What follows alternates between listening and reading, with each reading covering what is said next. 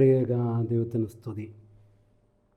കർത്താവിനാൽ അനുഗ്രഹിക്കപ്പെട്ട ദൈവജനമേ, യോഹന്നാന്റെ സുവിശേഷം 18 അധ്യായം അതിൻ്റെ 37 തിരുവചനത്തിൽ കർത്താവ് ഇങ്ങനെ പറയുന്നു: സത്യത്തിന് സാക്ഷി നിൽക്കേണ്ടതിന് ഞാൻ ജനിച്ച് ലോകത്തിൽ വന്നിരിക്കുന്നു. സത്യത്തിന് സാക്ഷി നിൽക്കേണ്ടതിന് ഞാൻ ജനിച്ച് ലോകത്തിൽ വന്നിരിക്കുന്നു. കർത്താവ് ഈ ഭൂമിയിൽ വന്നതിന് തൻ്റെ ദൗത്യത്തെപ്പറ്റി കർത്താവ് വെളിപ്പെടുത്തുകയാണ്. അതിനൊരു ലക്ഷ്യമുണ്ടെന്ന് കർത്താവ് ഓർമ്മിപ്പിക്കുകയാണ്. സത്യത്തിന് സാക്ഷി നിൽക്കുക എന്നുള്ളതാണ് തൻ്റെ ജീവിത ദൗത്യം. പ്രിയമുള്ളവരെ, നമ്മൾ ഓരോരുത്തരും ചിന്തിക്കേണ്ടതായ ഒരു കാര്യം, നമ്മുടെ ജീവിതത്തിനൊരു ദൗത്യമുണ്ടോ?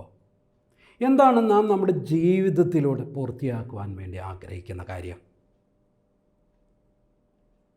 യേശുവിൻ്റെ അടുക്കൽ യേശുവിൻ്റെ ജീവിതത്തിൻ്റെ ദൗത്യമായി അവൻ ഏറ്റെടുത്തത് സത്യം അറിയിക്കുക എന്നുള്ളതാണ്.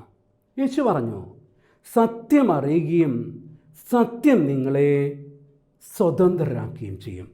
സത്യം ഒരു വ്യക്തിക്ക് പറഞ്ഞു കൊടുത്താൽ സത്യത്തിൻ്റെ പരിജ്ഞാനത്തിലേക്ക്, ബോധത്തിലേക്ക് ഒരുവനായിത്തീരുമ്പോൾ അവൻ വിമോചനം പ്രാപിക്കുന്നു എന്ന് കർത്താവ് പറയുകയാണ്. അതുകൊണ്ട് സത്യത്തെപ്പറ്റി അവബോധമുള്ള ഏതൊരു വ്യക്തിയുടെയും ഉത്തരവാദിത്വമാണ് അന്ധകാരത്തിലിരിക്കുന്ന സത്യബോധമില്ലാത്ത ആളുകൾക്ക് ആ സത്യത്തിൻ്റെ പരിജ്ഞാനം പറഞ്ഞു കൊടുക്കുക എന്നുള്ളത്. യെശയ്യാപ്രവചനം 55:4 അതുകൊണ്ട് ഇങ്ങനെ പറയുന്നു: ഞാൻ അവനെ ജാതികൾക്ക് സാക്ഷിയും വംശങ്ങൾക്ക് പ്രഭുവും അധിപതിയുമാക്കിയിരിക്കുന്നുവെന്ന്. സത്യത്തിൻ്റെ സാക്ഷിയാകുവാൻ, മറ്റുള്ളവർക്ക് പ്രഭുവാകുവാൻ, അവർക്ക് ജ്ഞാനം പറഞ്ഞു കൊടുക്കുവാൻ വേണ്ടി, ജാതികൾക്ക് സാക്ഷിയാകുവാൻ വേണ്ടി ദൈവം ഓരോരുത്തരെയും വിളിക്കുന്നുണ്ട്. സത്യം അറിയുക മാത്രമല്ല, സത്യത്തിൽ നമ്മൾ ആയിരിക്കണം. അങ്ങനെ സത്യത്തോടൊപ്പമായിരിക്കുക. അപ്പോൾ നമ്മൾ എന്തായി മാറും? നമ്മൾ സത്യമായി മാറും. നമ്മൾ യേശുക്രിസ്തുവിനായി മാറുന്ന അങ്ങനെയാണ്. യോഹന്നാൻ്റെ സുവിശേഷം 18 അധ്യായം 38 തിരുവചനത്തിൽ നമ്മളൊരു ന്യായാധിപനെ കാണുന്നുണ്ട്. ആ ന്യായാധിപൻ പീലാത്തോസാണ്. പീലാത്തോസ് അവനോട് സത്യം എന്നാൽ എന്ത് എന്ന് ചോദിച്ചു. പക്ഷേ യേശു അവനോട് ഒരു ഉത്തരവും പറഞ്ഞില്ല. സത്യം എന്താ എന്നാൽ എന്ത് എന്ന ബോധ്യമില്ലാതെ ന്യായസ്ഥാനത്തിരിക്കുന്ന ഒരു വ്യക്തിയെ നമ്മൾ കാണുകയാണ്. സത്യപരിജ്ഞാനം ഇല്ലാതെ ആ കസേരയിലിരുന്ന് ന്യായം വിധിക്കുന്നു. സത്യം എന്തെന്ന് യേശുവിനോട് ചോദിക്കുന്നു. യേശു അവനോട് ഒരു ഉത്തരവും പറയുന്നില്ല. കാരണം എന്തെന്ന് നമുക്ക് പിന്നീട് കാണാൻ പറ്റും. മുമ്പേ തന്നെ കർത്താവ് വെളിപ്പെടുത്തിയിരിക്കുന്നു. യോഹന്നാൻ്റെ സുവിശേഷം 14:6 അവൻ അവരോട്, ഞാൻ തന്നെ വഴിയും സത്യവും ജീവനുമാകുന്നു. ഞാൻ മുഖാന്തരമല്ലാതെ ആരും പിതാവിൻ്റെ അടുക്കൽ എത്തുന്നില്ല. യേശു തന്നെപ്പറ്റി പറയുന്ന ഒരു വാക്യമാണ്, ഞാൻ തന്നെ വഴിയും സത്യവും ജീവനുമാണ്. തന്നെ അവൻ സത്യമായിട്ട് നമ്മുടെ മുമ്പിൽ കാട്ടിത്തന്നിരിക്കുന്നു. സത്യമായവനാണ് പീലാത്തോസിന് മുമ്പിൽ നിൽക്കുന്നത്. പക്ഷേ അവനെ തിരിച്ചറിയാനാവുന്നില്ല. പ്രിയമുള്ളവരെ, യേശുവാകുന്ന സത്യത്തിൽ നമ്മൾ ഉറച്ചു നിന്നാൽ നാം അവൻ്റെ സത്യത്തിൻ്റെ സാക്ഷികളായി നമുക്ക് മാറാനാവും. സത്യം എന്ന് പറയുന്ന ഹീബ്രു വാക്കിന് വളരെ മനോഹാരിതയുണ്ടെന്ന് എനിക്ക് പലപ്പോഴും തോന്നിയിട്ടുണ്ട്. അമാത്ത് എന്ന് പറയുന്ന ഹീബ്രു വാക്ക്, അതിൻ്റെ ഒന്നാമത്തെ ലെറ്റർ എന്ന് പറയുന്ന ആലേപ്പ് എന്ന് പറയുന്നതാണ്. അതിൻ്റെ ലാസ്റ്റ് ലെറ്റർ എന്ന് പറയുന്നത് താവാണ്, അവസാനത്തെ ലെറ്ററാണ്. അതായത് ഹീബ്രുവിലെ ഭാഷയുടെ ആരംഭത്തിലെ ലെറ്ററും അതിൻ്റെ അവസാനത്തെ ലെറ്ററുമാണ് ഇതിൻ്റെ 2 ലെറ്ററുകൾ. അപ്പോൾ സത്യം എന്ന് പറഞ്ഞാൽ അതാണ്. കർത്താവ് മറ്റൊരു ഭാഗത്ത് പറയുന്നു, ഞാൻ തന്നെ ആൽഫയും ഒമേഗയുമാണ്. അത് ഗ്രീക്ക് അക്ഷരങ്ങളാണ്. പക്ഷേ അതുകൊണ്ട് ആലേഫും താവുമാണെന്ന് നമ്മുടെ ശീത്ത ബൈബിളിൽ നമ്മൾ കാണുന്നു. എന്ന് വെച്ചാൽ ആ കർത്താവ് ഗ്രീക്ക് ഒരിക്കലും ഉപയോഗിച്ചിട്ടില്ല. പക്ഷേ എഴുതിയപ്പോൾ എങ്ങനെ എഴുതി എന്ന് മാത്രമേ ഉള്ളൂ. അപ്പോൾ എന്താണ്, ആദ്യത്തെ ലെറ്ററും അവസാനത്തെ ലെറ്ററും അവനാണ്. എന്ന് വെച്ചാൽ ആദ്യം മുതൽ അവസാനം വരെ അറിയുന്നതിനെയാണ് സത്യം എന്ന് പറയുന്നത്. പക്ഷേ ഇതിൽ മറ്റൊന്നു കൂടെയുണ്ട്, അതിൻ്റെ നടുവിലുള്ള ലെറ്റർ. എൻ്റെ നടുവിലുള്ള ലെറ്റർ മീം എന്ന് പറയുന്ന ലെറ്ററാണ്. ആ ലെറ്റർ അതേ അക്ഷരമാലയുടെ നടുവിലുള്ള ലെറ്ററാണ്. എന്ന് വെച്ചാൽ അപ്പോൾ എമാത്ത് എന്ന് പറയുന്ന വാക്ക് നമുക്ക് സൂചിപ്പിക്കുന്ന അർത്ഥം എന്താണ്? സത്യമെന്ന് പറഞ്ഞാൽ ആദ്യം മുതൽ അവസാനം വരെ അറിയുന്ന മാത്രമല്ല, അതിൻ്റെ സെൻറ്റർ പോയിൻറ്റും അതിൻ്റെ യഥാർത്ഥത്തിലുള്ള അതിൻ്റെ ഉള്ളിലുള്ളതും അറിയുന്നതാണ് സത്യം. പ്രിയമുള്ളവരെ, യേശു എന്ന് പറയുന്നത് ഇതാണ്. അവൻ എല്ലാത്തിൻ്റെയും എല്ലാമായി ആരംഭം മുതൽ അവസാനം വരെ അവനാണ്. പക്ഷേ ഇതിൻ്റെ സെൻറ്റർ പോയിൻ്റായി അവൻ മനുഷ്യാവതാരം ചെയ്ത് നമ്മുടെ ഇടയ്ക്കിലേക്ക് കടന്നു വന്ന് നമ്മുടെ രക്ഷകനായി അവൻ മാറിയിരിക്കുന്നു. ഈ പരിജ്ഞാനം നമുക്കെല്ലാവർക്കും രക്ഷയുടെ പരിജ്ഞാനമാണ്. ഇതിൻ്റെ സാക്ഷ്യത്തിലേക്കാണ് അവൻ നമ്മെ വിളിച്ചിരിക്കുന്നത്. ഈ വലിയ സാക്ഷ്യത്തിലേക്ക് നമ്മൾ കടന്നു വരുമ്പോൾ നമ്മൾ എന്ത് ചെയ്യുന്നു? നമ്മൾ അവൻ്റെ സാക്ഷികളായി മാറുന്നു. യേശുവിൻ്റെ ഈ വലിയ ബോധ്യം, അവൻ പിതാവിനെ പറ്റി ഞാൻ പിതാവിൽ നിന്ന് കേൾക്കുകയും അറിയുകയും ചെയ്തതിന് സാക്ഷ്യം പറയുന്ന കർത്താവ് തന്നെ പറഞ്ഞിരിക്കുന്നു. നാം യേശുവിൽ നിന്ന് കേൾക്കുകയും അറിയുകയും ചെയ്തതിന്, യേശുവിനെ നമ്മുടെ ജീവിതത്തിൽ അനുഭവിച്ചതിന് നാം സാക്ഷികളാകേണ്ടിയിരിക്കുന്നു.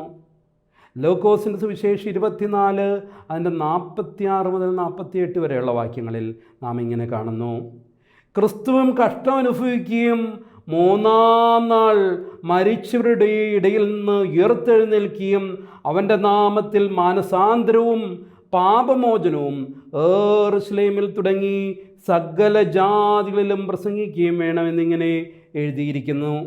ഇതിന് നിങ്ങൾ സാക്ഷികളാകുന്നു. എൻ്റെ പിതാവ് വാഗ്ദത്തം ചെയ്തതിനെ ഞാൻ നിങ്ങളുടെ മേൽ അയക്കും. നിങ്ങൾ ഉയരത്തിൽ നിന്ന് ശക്തി ധരിക്കുവോളം നഗരത്തിൽ പാർപ്പിനെന്നും അവരോട് പറഞ്ഞു. അപ്പം യേശു തൻ്റെ ജീവിതത്തിൽ ചെയ്ത കഷ്ടാനുഭവങ്ങൾ, രക്ഷാകരമായ പ്രവൃത്തികളെ മുഴുവനും മറ്റുള്ളവർക്ക് പകർന്നു കൊടുക്കുന്ന ഒരു സാക്ഷ്യം നമുക്കുണ്ട്. ആ സാക്ഷ്യം എങ്ങനെയാണ് പകർന്നു കൊടുക്കേണ്ടതെന്ന് കർത്താവ് ഇവിടെ പറയുന്നുണ്ട്. എന്താണ്? ഉയരത്തിൽ നിന്നുള്ള ശക്തി പ്രാപിച്ചിട്ട്, പരിശുദ്ധാത്മാവിനാൽ നിറഞ്ഞിട്ട്, ദൈവാത്മാവിനാൽ പൂരിതമായി ദൈവവചനം പ്രഘോഷിക്കുന്നതായിട്ട് അനുഭവത്തിലാണ് അത് മനുഷ്യഹൃദയത്തിലേക്ക് പ്രവേശിക്കുന്നത്. അതുകൊണ്ട് ദൈവവചന പ്രഘോഷണം ദൈവത്തെ കൂടാതെയുള്ളൊരു പ്രഘോഷണം ആകരുത്. ദൈവത്തിന് സാക്ഷിയാകുക എന്നാൽ അവനോടൊപ്പം അവൻ്റെ വചനത്തെ മറ്റുള്ളവർക്ക് പകർത്തു കൊടുക്കുക, എത്തിച്ചു കൊടുക്കുക എന്നാണ് അത് നമ്മെ ഓർമ്മിപ്പിക്കുന്നത്. അതുകൊണ്ട് നാം എപ്പോഴും ദൈവവചനം പഠിച്ചും ദൈവത്തിൻ്റെ ആത്മാവിൽ വളർന്നുകൊണ്ടിരിക്കണം. 2 തീമോത്തിയോസ് 3 അധ്യായം അതിൻ്റെ 1 മുതലുള്ള തിരുവചനത്തിൽ നമ്മൾ കാണുന്നു, എപ്പോഴും പഠിച്ചുകൊണ്ടിരിക്കണമെന്ന് ദൈവവചനം നമ്മളോട് ഓർമ്മിപ്പിക്കുന്നതായിട്ട്. അപ്പസ്തോല പ്രവർത്തനം 1 അധ്യായത്തിൻ്റെ 8-ാമത്തെ വാക്യത്തിൽ നമ്മൾ കാണുന്നുണ്ട്, എന്നാൽ പരിശുദ്ധാത്മാവ് നിങ്ങളുടെ മേൽ വരുമ്പോൾ നിങ്ങൾ ശക്തി പ്രലപിച്ചിട്ട് യെരൂശലേമിലും യഹൂദയിലും എല്ലായിടത്തും ശമരിയിലും ഭൂമിയുടെ അറ്റത്തോളം എൻ്റെ സാക്ഷികളാകും എന്ന്. നിങ്ങൾ ഉയരത്തിൽ നിന്ന് ശക്തി പ്രാപിക്കുമ്പോൾ നിങ്ങൾ യെരൂശലേമിലും യഹൂദയിൽ എല്ലായിടത്തും ശമരിയിലും ഭൂമിയുടെ അറ്റത്തോളം എൻ്റെ സാക്ഷികളാകും.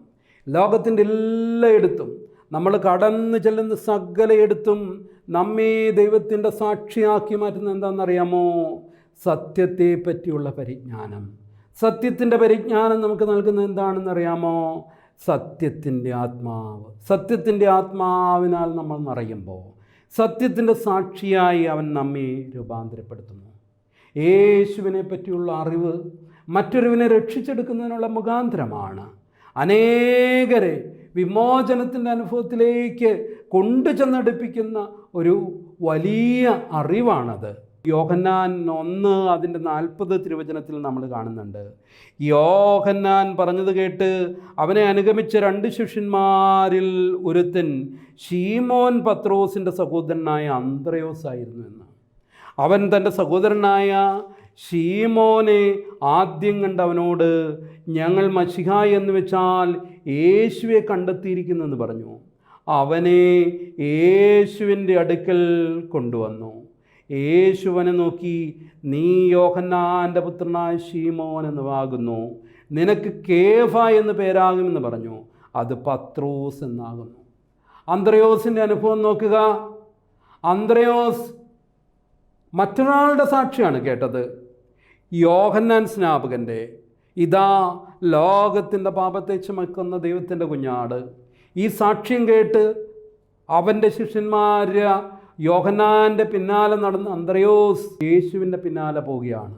യേശുവിനെ തിരിച്ചറിഞ്ഞപ്പോൾ, യേശു ആരാണെന്ന് അവന് ബോധ്യമായപ്പോൾ, അവൻ യോഹന്നാനെ പോലെ ഒരു സാക്ഷിയായി മാറി. അവൻ എന്തു ചെയ്തു? അവൻ പത്രോസിനെ കർത്താവിൻ്റെ അടുക്കിലേക്ക് കൊണ്ടുവന്നു. യോഹന്നാനെ നമ്മൾ കാണുന്നുണ്ട്. യോഹന്നാൻ്റെ സുവിശേഷം 5:33 എന്നാൽ യോഹന്നാൻ്റെ അടുക്കൽ ആളയച്ചു, അവൻ സത്യത്തിന് സാക്ഷ്യം പറഞ്ഞിരുന്നു. യോഹന്നാൻ്റെ സുവിശേഷം 1:8 കാണുന്നു, അവൻ വെളിച്ചമായിരുന്നില്ല, വെളിച്ചത്തിന് സാക്ഷ്യം പറയേണ്ടവനത്രേ. യോഹന്നാൻ മാംദോന വെളിച്ചമായിരുന്നില്ല, വെളിച്ചത്തിന് സാക്ഷ്യം പറയുന്ന ഒരുത്തൻ മാത്രമായിരുന്നു. പക്ഷെ അവന് അന്ത്രയോസിനെ യേശുവിൻ്റെ അടുക്കിലേക്ക് കൊണ്ടുപോയി ചെല്ലാൻ കഴിഞ്ഞു. ഈ അന്ത്രയോസ് യേശുവിൻ്റെ അടുക്കിലേക്ക് കടന്നു ചെന്ന് കഴിഞ്ഞപ്പോൾ അവൻ യോഹന്നാൻ മാംദോനയെ പോലെ അല്ല, അതിനേക്കാൾ ശക്തിയോടെ അനേകരെ യേശുവിങ്കിലേക്ക് നയിക്കുന്ന പരിശുദ്ധ സഭയുടെ നേതൃത്വമായ തലവനായ പത്രോസ്ലീഹായെ തന്നെ കർത്താവിൻ്റെ അടുക്കിലേക്ക് കൊണ്ടുവരുന്നതിനുള്ള മുഖാന്തരമായി സാക്ഷിയായി അവൻ രൂപാന്തരപ്പെട്ടു. പ്രിയമുള്ളവരെ, ഇതുപോലെ ഒരു ദൗത്യം നമ്മുടെ ഉള്ളിലുണ്ട്. സത്യത്തെ പറ്റിയുള്ള പരിജ്ഞാനത്തിൽ നമ്മൾ വളരണം. ദൈവത്തിൻ്റെ ആത്മാവിൽ നാം നിറയണം. അപ്പോൾ നാം ചെല്ലുന്ന ഇടങ്ങളിലും നാം ആയിരിക്കുന്ന സമൂഹങ്ങളിലൊക്കെയും നമുക്ക് യേശുവിൻ്റെ ദൈവത്തിൻ്റെ സാക്ഷിയാകാൻ പറ്റും. ഈ ലോകം തിന്മയുടെ അന്ധകാരം കൊണ്ട് നിറയുമ്പോൾ നമ്മൾ തിരിച്ചറിയേണ്ടത് നമ്മളുടെ ജീവിതത്തിൽ നമുക്ക് ദൈവം ഏൽപ്പിച്ചിരിക്കുന്ന വലിയ ഉത്തരവാദിത്വത്തെയാണ്. അന്ധകാരത്തിൽ നിന്ന് മനുഷ്യനെ വീണ്ടെടുക്കേണ്ട വലിയ ഉത്തരവാദിത്വത്തെ പ്രിയമുള്ളവരെ നമ്മൾ തിരിച്ചറിയണം. യെശയ്യാപ്രവചനം അതിൻ്റെ 6-ാം അധ്യായം 8-ാമത്തെ തിരുവചനത്തിൽ നാം ഇങ്ങനെ കാണുന്നു, ഞാൻ ആരെ അയക്കേണ്ടു, ആർ നമുക്ക് വേണ്ടി പോകും എന്ന് ചോദിക്കുന്ന കർത്താവിൻ്റെ ശബ്ദം കേട്ടിട്ട് അടിയനിതാ, അടിയനെ അയക്കണമേ എന്ന് പറഞ്ഞു. യെശയ്യാപ്രവാചകൻ ദൈവത്തിൻ്റെ ഒരു വലിയ ദർശനം കാണുകയാണ്. ദൈവം ഉയർന്നും പൊങ്ങിയുമുള്ള സിംഹാസനത്തിന്മേലിരിക്കുന്നവൻ കാണുന്നു. ഉയർന്നും പൊങ്ങിയുള്ള സിംഹാസനത്തിലിരുന്ന് ഉന്നതമായ ത്രോണോസിൽ ദൈവം അധിവസിക്കുന്ന കാണുകയാണ്. അവൻ്റെ വസ്ത്രാഞ്ചലം കൊണ്ട് ആ മന്ദിരം മുഴുവൻ നിറഞ്ഞിരിക്കുന്നു. അതേപോലെ അവൻ്റെ സ്തുതികൾ കൊണ്ട് കട്ടിളകൾ വരെ ഇളകുന്നത് കാണുകയാണ്. മാലാഖമാർ പോലും അവനെ നോക്കാൻ ഭയപ്പെട്ടുകൊണ്ട് 2 ചിറകുകൾ കൊണ്ട് മുഖം മൂടി, 2 കൊണ്ട് പറന്നു നിന്ന്, 2 ചിറകുകൾ കൊണ്ട് പാദങ്ങൾ മൂടി ദൈവത്തെ പരിശുദ്ധൻ പരിശുദ്ധൻ പരിശുദ്ധൻ എന്ന് സ്തുതിക്കുന്നു. ദൈവത്തെ പറ്റിയുള്ള ഈ വലിയ ദർശനം, ഈ വലിയ അവബോധം പ്രവാചകൻ പ്രാപിച്ചപ്പോൾ പ്രവാചകനുണ്ടായ വലിയ ബോധ്യം എന്താണെന്ന് നമുക്കറിയാം. എന്താണ് പ്രവാചകനുണ്ടായത്? പ്രവാചകൻ പറയുകയാണ്, എന്ത്? ഞാൻ അശുദ്ധിയുള്ള അധരങ്ങളുള്ള മനുഷ്യരുടെ ഇടയിൽ പാർക്കുന്നു, അശുദ്ധിയുള്ള അധരങ്ങളുള്ളവനാണ്. അയ്യോ, ഞാൻ നശിച്ചു. തൻ്റെ ബലഹീനതയെപ്പറ്റി, തൻ്റെ കുറവുകളെ പറ്റിയുള്ള ഒരു വലിയ ബോധ്യം അവനുണ്ടാകുന്നു. തൻ്റെ കുറവുകളെപ്പറ്റി മാത്രമല്ല, താൻ അധിവസിക്കുന്ന ലോകത്തിൻ്റെ കുറവുകളെപ്പറ്റി, സ്വർഗീയമായതിൻ്റെ പൂർണ്ണതയെപ്പറ്റിയുള്ള ബോധ്യം, ദൈവത്തെപ്പറ്റി ഉള്ള ഒരു വലിയ അവബോധം, സത്യത്തെപ്പറ്റിയുള്ള ഒരു പരിജ്ഞാനം നമുക്ക് കടന്നു വരുമ്പോഴാണ്, അല്ലെങ്കിൽ പൂർണ്ണതയെപ്പറ്റിയുള്ള ഒരു ബോധ്യം നമ്മുടെ ഉള്ളിലേക്ക് കടന്നു വരുമ്പോഴാണ് ഈ അപൂർണതകളെ പ്രതി നമുക്ക് ദുഃഖിക്കാനും അവയിൽ നിന്ന് മറ്റുള്ളവരെയും നമ്മെ തന്നെയും രക്ഷിക്കാനും നമുക്ക് കഴിയത്തുള്ളൂ. അതുകൊണ്ട് മറ്റൊരു വ്യക്തിയെ രക്ഷിക്കാൻ ആഗ്രഹിക്കുന്ന ഏതൊരു വ്യക്തിയുടെയും ഉള്ളിലുണ്ടായിരിക്കേണ്ട ഏറ്റവും വലിയ കാര്യം ഈ സത്യത്തെ പറ്റിയുള്ള അവബോധമാണ്, അല്ലെങ്കിൽ പൂർണ്ണതയെപ്പറ്റിയുള്ള പരിജ്ഞാനമാണ്. ആ പരിജ്ഞാനം നമ്മുടെ കുറവുകളെ നമുക്ക് കാട്ടിത്തരുന്നു, നമ്മളായിരിക്കുന്ന സമൂഹത്തിൻ്റെ പോരായ്മകളെ നമുക്ക് കാട്ടിത്തരികയും അത് പരിഹരിക്കുവാൻ നമുക്ക് ആഹ്വാനം ലഭിക്കുകയും ചെയ്യുന്നു. ഈ സാഹചര്യത്തിലാണ് കർത്താവ് അരുളി ചെയ്യുന്നത്, ഞാൻ ആരെ അയക്കേണ്ടു, ആർ നമുക്ക് വേണ്ടി പോകുമെന്നുള്ള ശബ്ദം അവൻ കേൾക്കുന്നത്. മറ്റുള്ളവരെ ഈ അശുദ്ധിയുള്ള അധരങ്ങളിൽ നിന്ന്, മാലിന്യത്തിൽ നിന്ന്, പാപത്തിൽ നിന്ന്, അനീതികളിൽ നിന്ന് രക്ഷിക്കാൻ ദൈവത്തിന് വേണ്ടി ആര് പോകാം? പ്രിയമുള്ളവരെ, ഈ ചോദ്യം ഇന്നും ദൈവത്തിൻ്റെ അടുക്കിലേക്ക് കടന്നു വരുന്ന ഏതൊരു വ്യക്തിയുടെയും ഹൃദയത്തിൽ ഇന്നും മുഴങ്ങുന്നുണ്ട്. ലോകം പാപത്തിൽ നിന്ന് പാപത്തിലേക്ക് കുത്തുമ്പോൾ, അനീതിയിൽ നിന്ന് അനീതിയിലേക്ക് പടർന്നു കയറുമ്പോൾ, പ്രിയമുള്ളവരെ, ലോകത്തിൽ നീതിയും ന്യായവും അസ്തമിക്കുമ്പോൾ, എങ്ങും ക്രൂരത നടമാടുമ്പോൾ, ഈ സാഹചര്യങ്ങളെല്ലാം നമ്മെ ദുഃഖിപ്പിക്കുന്നെങ്കിൽ ദൈവത്തിൻ്റെ ശബ്ദം നിങ്ങളുടെ ഉള്ളിലും മുഴങ്ങുന്നുണ്ട്. എന്തുണ്ട്? ദൈവത്തിൻ്റെ ശബ്ദമാകാൻ, സത്യത്തിൻ്റെ പ്രഘോഷണകനാകാൻ, അനേകരെ തിന്മയുടെ വഴിയിൽ നിന്ന് വീണ്ടെടുക്കുവാൻ ആരെ ഞാൻ അയക്കേണ്ടു, ആർ നമുക്ക് വേണ്ടി പോകുമെന്ന് വിലപിക്കുന്ന ദൈവത്തിൻ്റെ ശബ്ദം നീയും ഇന്ന് കേൾക്കേണ്ടിയിരിക്കുന്നു. പ്രിയമുള്ളവരെ, നമ്മൾ തിരിച്ചറിയേണ്ട ഒരു കാര്യമാണിത്. അനേകർ തെറ്റിപ്പോകുന്നു. കാരണം എന്താണെന്നറിയാമോ? സത്യത്തെപ്പറ്റി അറിവില്ലായ്മ കൊണ്ട്. അവർ സത്യം അറിഞ്ഞിരുന്നെങ്കിൽ അവരെ രക്ഷിച്ചെടുക്കാനാകുമായിരുന്നു. പ്രിയമുള്ളവരെ, സത്യത്തിൻ്റെ പരിജ്ഞാനത്തിലേക്ക് ഈ ലോകത്തെ വളർത്തിയെടുക്കുവാനുള്ള ദൗത്യം, സത്യത്തിന് സാക്ഷി നിൽക്കാനുള്ള ദൗത്യം അവൻ നിന്നെയും എന്നെയും ഏൽപ്പിച്ചിരിക്കുന്നു. സത്യത്തിന് വേണ്ടി ജീവിക്കുക, സത്യത്തിലായിരിക്കുക, സത്യത്തെ മറ്റുള്ളവരിലേക്ക് എത്തിച്ചു കൊടുക്കുകയും സത്യത്തിൽ അവരെ കാത്തുകൊള്ളുവാൻ പരിശ്രമിക്കുകയും ചെയ്യുവാനുള്ളതാണ് പ്രിയമുള്ളവരെ നമ്മുടെ ജീവിതം. ഇത് ദൈവവചനം നമ്മെ ഓർമ്മിപ്പിക്കുകയാണ്. ഈ ദൗത്യത്തിലേക്ക് ആര് പോകുമെന്ന് കർത്താവ് ചോദിക്കുകയാണ്. നമ്മളതിനു വേണ്ടി എന്താണ് ചെയ്യേണ്ടത്? അപ്പസ്തോല പ്രവർത്തനം 22-ാം അധ്യായത്തിൻ്റെ 15-ാമത്തെ തിരുവചനത്തിൽ പറയുന്നു, 22:15, നീ കാണുകയും കേൾക്കുകയും ചെയ്തതിന് സകല മനുഷ്യർക്കും നീ അവൻ്റെ സാക്ഷിയായിത്തീരും. നീ വേറെ ഒരു കാര്യവും ചെയ്യണ്ട. സാക്ഷി എന്ന് പറഞ്ഞാൽ എന്താണെന്നറിയാമോ? സാക്ഷി എന്ന് പറഞ്ഞാൽ അവർ കാണുകയും കേൾക്കുകയും ചെയ്ത കാര്യം പറയുന്നതാണ് സാക്ഷി. നീ നിൻ്റെ ജീവിതത്തിൽ സത്യം അറിഞ്ഞത് നീ മറ്റുള്ളവരോട് പറഞ്ഞാൽ മതി. ഇന്നത് തെറ്റാണെങ്കിൽ അത് തെറ്റാണെന്ന് പറഞ്ഞാൽ മതി. ഇന്നത് രക്ഷയുടെ മാർഗമാണെന്ന് പറഞ്ഞാൽ മതി. നിൻ്റെ ജീവിതത്തിൽ നീ മനസ്സിലാക്കിയ കാര്യം നീ പറഞ്ഞാൽ മതി. നീ ഇല്ലാത്ത കാര്യം, നിനക്ക് ബോധ്യമില്ലാത്ത കാര്യം നീ പറയണമെന്നുള്ളതല്ല സാക്ഷ്യം. നീ കാണുകയും കേൾക്കുകയും ചെയ്തതിന് നീ സകല ജനങ്ങൾക്കും സാക്ഷിയാകാൻ നിനക്ക് ഉത്തരവാദിത്തമുണ്ട്. ഇതാണ് ദൈവവചനം പറയുന്നത്. നാം അറിഞ്ഞ സത്യത്തെ മറ്റുള്ളവരിലേക്ക് പകർന്നു കൊടുക്കുവാൻ നമുക്ക് ദൗത്യമുണ്ട്. ദൈവത്തെ കാണിച്ചു കൊടുക്കുവാൻ നമുക്ക് ദൗത്യമുണ്ട്. പാപത്തിൽ മറ്റുള്ളവരെ വീണ്ടെടുക്കുവാൻ നമുക്ക് ദൗത്യമുണ്ട്. പ്രിയമുള്ളവരെ, അതുകൊണ്ട് കർത്താവ് ഓരോരുത്തരെയും വിളിക്കുകയാണ്. പാപത്തിൻ്റെ അനുഭവത്തിൽ നിന്ന് പലരെയും വിളിച്ച് വിശുദ്ധിയുടെ സാക്ഷിയാക്കുന്ന ഒരു ദൈവമാണിത്. പാപത്തിൻ്റെ അനുഭവത്തിൽ നിന്ന് വിശുദ്ധിയിലേക്ക് മനുഷ്യരെ കൈപിടിച്ച് ഉയർത്തുന്ന ഒരു ദൈവമാണിത്. പാപിനിയായ സ്ത്രീയെ കർത്താവ് പാപത്തിൽ പിടിക്കപ്പെട്ടവളെ വിളിച്ചിട്ട് വിശുദ്ധിയുടെ പ്രഘോഷകയാക്കി മാറ്റിയില്ലേ?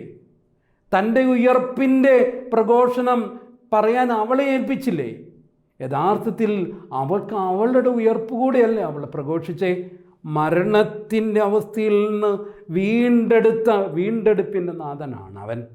പ്രിയമുള്ളവരെ, കർത്താവിൻ്റെ അടുക്കിലേക്ക് കടന്നു വന്ന ഓരോരുത്തർക്കും കർത്താവിനെ പറ്റി പറയുവാൻ ഒരു സാക്ഷ്യമുണ്ട്.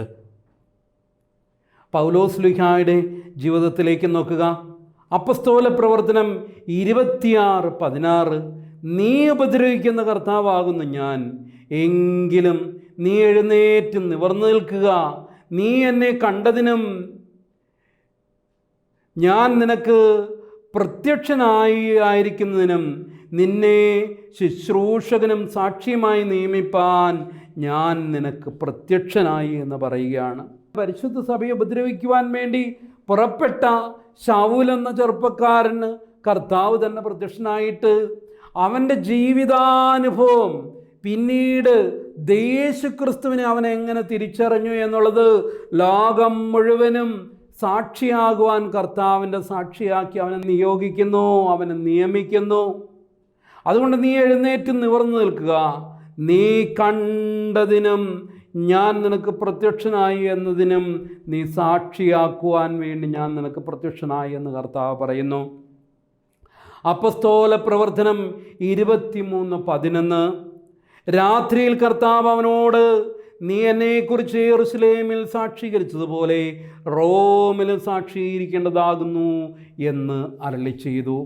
അങ്ങനെ പൗലോസ് ശ്ലീഹായെ വിളിച്ച് അവൻ്റെ ജീവിതത്തിൽ അവൻ എങ്ങനെ ദൈവത്തെ അനുഭവിച്ചോ, ക്രിസ്തുവിനെ എങ്ങനെ തിരിച്ചറിഞ്ഞോ, അങ്ങനെ ആ സാക്ഷ്യം നൽകുവാൻ കർത്താവ് അവനെ വിളിച്ചു. തൻ്റെ ജീവിതത്തിൽ തിരിച്ചറിഞ്ഞതിനെ, അവൻ തൻ്റെ അനുഭവം അനേകർക്ക് പങ്കുവെച്ചപ്പോൾ ആ ദേശം മുഴുവനും രക്ഷിക്കപ്പെട്ടു. അവൻ കടന്നു എന്ന ദേശമൊക്കെയും ക്രൈസ്തവ സഭ പരന്നു, ഒരു വ്യക്തിയിൽ നിന്ന് അനേകരിലേക്ക് പകർന്നു. കാരണം അവനിൽ സത്യത്തിൻ്റെ ദീപശിഖ ഉണ്ടായിരുന്നു. ഒരു വിളക്കിൽ നിന്ന് നമുക്ക് അനേക വിളക്കുകൾ കത്തിക്കാവുന്ന പോലെ അവൻ്റെ സാക്ഷ്യം മറ്റുള്ളവരുടെ സാക്ഷ്യമായിട്ട് രൂപാന്തരപ്പെടുന്നു. ശമരിയ സ്ത്രീയുടെ സാക്ഷ്യം കേട്ട് അനേകർ യേശുവിൻ്റെ അടുക്കിലേക്ക് കടന്നു വന്നില്ലേ? ഒടുവിൽ അവർ പറഞ്ഞു, ഞങ്ങൾ ഇനി അവനിൽ വിശ്വസിക്കുന്നത് നിൻ്റെ വാക്കുകൊണ്ടല്ല, ഞങ്ങൾ തന്നെ അവനെ സാക്ഷാൽ ലോകരക്ഷിതാവെന്ന് അറിയുകയും കാണുകയും ചെയ്തിരിക്കുന്നു എന്ന് പറഞ്ഞു. ഓരോരുത്തരും യേശുവുമായിട്ടുള്ള വ്യക്തിപരമായ ബന്ധത്തിലേക്ക് കടന്നു വരുവാൻ സുവിശേഷത്തിൻ്റെ പ്രഘോഷണം സാക്ഷിയാകേണ്ടത് ആവശ്യമാണ്. പ്രിയമുള്ളവരെ, നമ്മുടെ ജീവിതത്തിലും ഈ സാക്ഷി ആകുവാനുള്ള വിളി നാം തിരിച്ചറിയണം. യേശുവിൻ്റെ വചനത്തിൻ്റെ ദൗത്യവാഹകരാകാനുള്ള ആ അനുഗ്രഹീതമായ ആ ദൗത്യം നമ്മൾ തിരിച്ചറിയണം. കർത്താവ് തന്നെ ഈ ഭൂമിയിലേക്ക് എങ്ങനെ വന്നു, അതേവിധം കർത്താവ് നമ്മെ അയച്ചിരിക്കുകയാണ് അവന് സാക്ഷിയാകാൻ. കർത്താവ് പറയുന്നു, യോഹന്നാന്റെ സുവിശേഷം 10-ാം അധ്യായം അതിൻ്റെ 25-ാമത്തെ തിരുവചനങ്ങളിൽ, എൻ്റെ പിതാവിൻ്റെ നാമത്തിൽ ഞാൻ ചെയ്യുന്ന പ്രവൃത്തികൾ എനിക്ക് സാക്ഷ്യമാകുന്നു. പ്രിയമുള്ളവരെ, ഇവിടെ സാക്ഷ്യത്തെ മറ്റൊരു തലത്തിൽ കർത്താവ് കാട്ടിത്തരികയാണ്. എൻ്റെ പിതാവിൻ്റെ നാമത്തിൽ ഞാൻ ചെയ്യുന്ന പ്രവൃത്തികൾ എൻ്റെ സാക്ഷ്യം ആകുന്നു. നമ്മളുടെ സാക്ഷ്യം വാക്കുകൊണ്ട് മാത്രമുള്ള ഒരു സാക്ഷ്യം ആവരുത്. സ്വാഭാവികമായും വാക്കുകളിലൂടെ നമുക്ക് സാക്ഷ്യം വഹിക്കാനുള്ള ഉത്തരവാദിത്വമുണ്ട്. പക്ഷെ അവിടം കൊണ്ട് നിന്നു പോകുന്ന ഒരു സാക്ഷ്യമാകരുത് നമ്മുടെ സാക്ഷ്യമെന്ന് പറയുന്നത്. നാം ജനിച്ചിരിക്കുന്നത് സത്യത്തിന് സാക്ഷ്യം നിൽക്കാനാണ്. അതെങ്ങനെയാണ്? വാക്കുകളിലൂടെ മാത്രമല്ല, നേരെ മറിച്ച് നമ്മളുടെ പ്രവൃത്തികളിലൂടെ. യേശു പറയുന്നു, എൻ്റെ പിതാവിൻ്റെ നാമത്തിൽ ഞാൻ ചെയ്യുന്ന പ്രവൃത്തികൾ എനിക്ക് സാക്ഷ്യമാകുന്നു. നമ്മളുടെ ഓരോ പ്രവൃത്തിയും നമുക്ക് സത്യത്തെപ്പറ്റി ബോധമുള്ള, സത്യത്തെപ്പറ്റി അവഗാഹമുള്ള, സത്യത്തെപ്പറ്റി പരിജ്ഞാനമുള്ള ഒരു വ്യക്തിയാണ് എന്ന് മറ്റുള്ളവർ പറയണം. മറ്റുള്ളവർക്ക് തിരിച്ചറിയാനിടയാവണം.